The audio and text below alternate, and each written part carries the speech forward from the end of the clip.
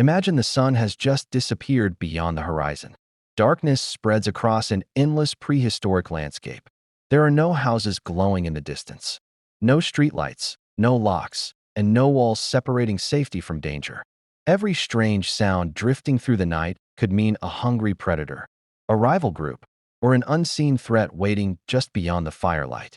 Now picture yourself as one of our distant ancestors. As the fire begins to fade, no one walks away to sleep alone. Instead, everyone gathers closer. Adults, children, elders, perhaps even the family dog in later periods, settle together around the warmth of glowing embers. From above, the group forms something surprisingly familiar, a rough circle. Was this simply the easiest way to fit everyone around the fire? Or was there a deeper reason why humans across thousands of generations may have slept this way? The answer takes us into archaeology, anthropology, and the science of human evolution, revealing how one of humanity's oldest nighttime habits may have helped our species survive. For most of human history, people did not live in cities, villages, or even permanent homes. They lived as hunter-gatherers, traveling through forests, grasslands, mountains, and coastlines in search of food. These small communities depended on cooperation every single day. Hunting, gathering, caring for children, and defending against danger were shared responsibilities. Night brought an entirely different challenge.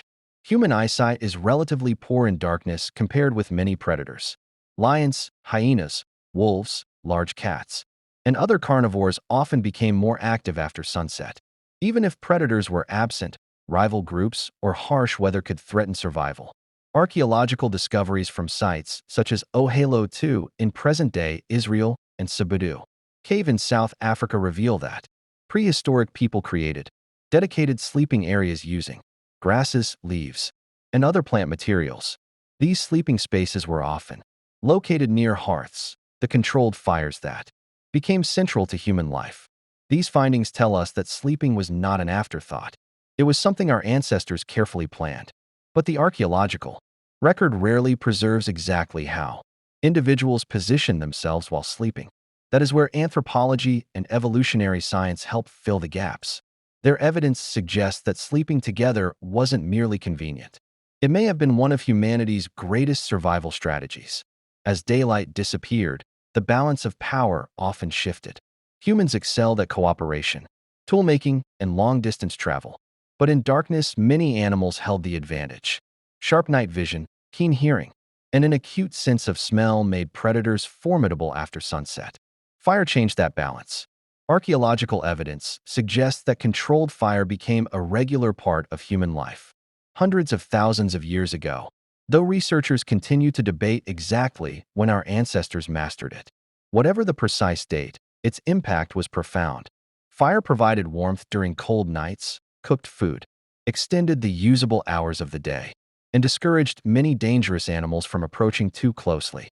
The hearth soon became more than a source of heat. It became the center of camp life. Around it, people prepared meals, repaired tools, shared stories, taught children, and rested after exhausting days of travel. Sleeping near the fire offered obvious advantages, but the arrangement also created a practical problem. How could everyone stay close enough to benefit from the warmth without crowding the flames? One simple solution was to spread around the fire, allowing each person to face outward or rest beside others while remaining within the circle of warmth. Such an arrangement would have given nearly everyone access to heat, while making it easier for someone waking during the night to notice unusual sounds or movement beyond the camp. It is important to be clear about the evidence. Archaeologists have uncovered ancient hearths, communal shelters, and shared sleeping areas. What they have not found is a fossilized photograph of people lying in a perfect ring. The exact sleeping positions remain a leading theory based on how communal camps were organized and how modern hunter-gatherer societies often arrange themselves today.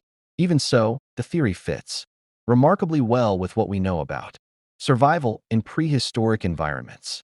If the fire offered warmth and protection, another hidden advantage may have been even more valuable, one that scientists are still studying today.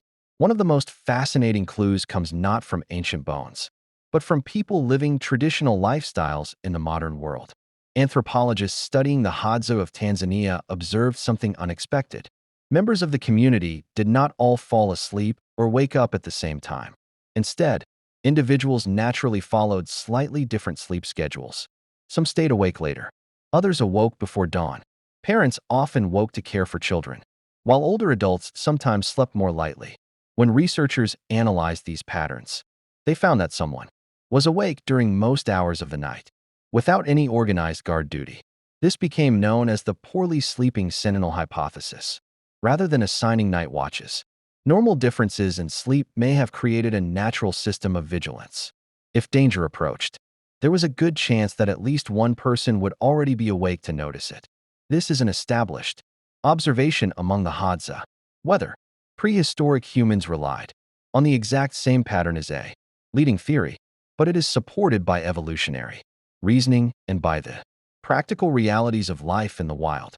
Communal sleeping also helped conserve body heat. Before insulated shelters and modern clothing, staying warm could be a matter of survival.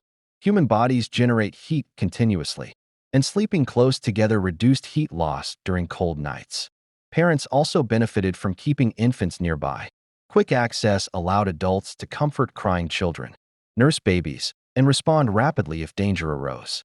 In small mobile communities, shared childcare was often essential, strengthening cooperation among family members and close companions.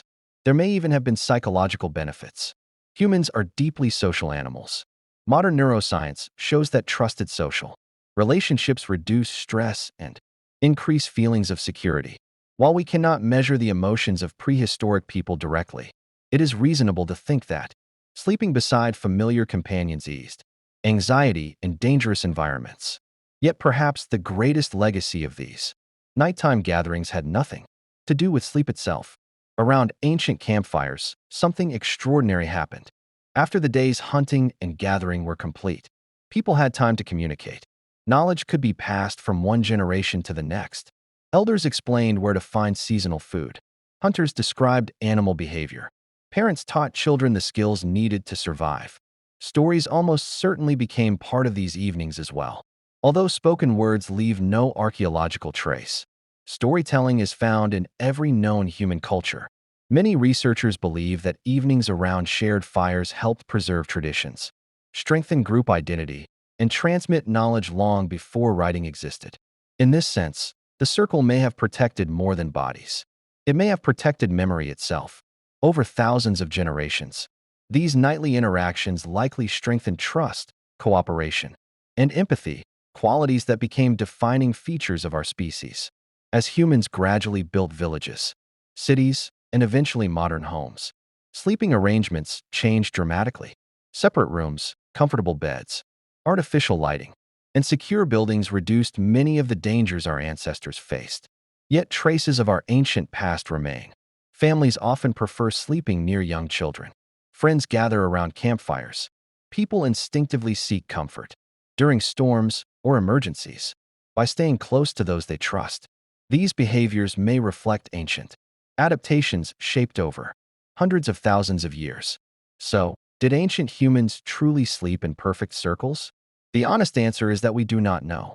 No archaeological discovery can tell us the exact position of every sleeper on every prehistoric night.